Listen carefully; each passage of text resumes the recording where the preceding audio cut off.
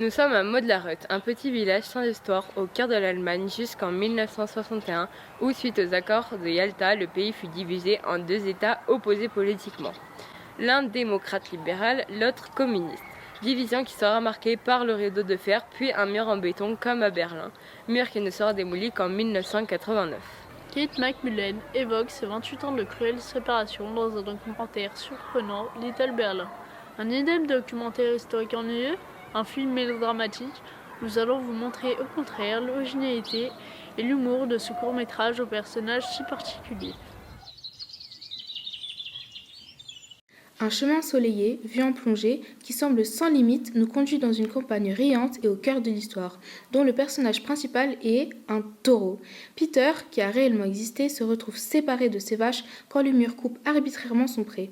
Du côté de la RFA, la vie continue, mais Peter s'ennuie, même s'il va devenir le symbole touristique de la séparation. Vous l'aurez compris, cette petite histoire parle allégoriquement de l'histoire des hommes avec un gros H. Pour cela, Kate McMullen intègre dans son film des extraits de genres très variés.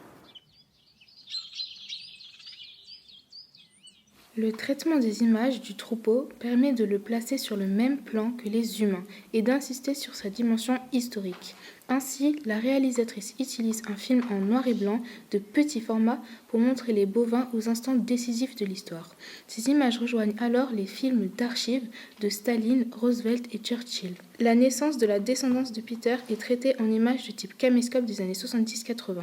L'effet nostalgie de ces films familiaux est garanti et la dimension allégorique de Little Berlin ne fait plus aucun doute. Les nombreux extraits très animés de programmes télévisés des années 60 à 80 intégrés dans ce court-métrage montrent que la vie continue alors que Peter est représenté en plan fixe, seul face au mur devenu gris. Ces images sont aussi une métaphore amusante du fantasme de liberté. Pour dénoncer la légèreté et l'injustice et l'absurdité des décisions politiques, toutes les formes d'humour sont utilisées. La réalisatrice caricature la différence entre les deux Allemagnes à deux reprises. Au moment de la séparation, gros contraste, les images s'assombrissent accompagnées d'une musique soudainement triste et d'un silence pesant. Le figement dans le temps de la RDA est caricaturé par le ralentissement du rythme du film et par les très gros plans ironiques.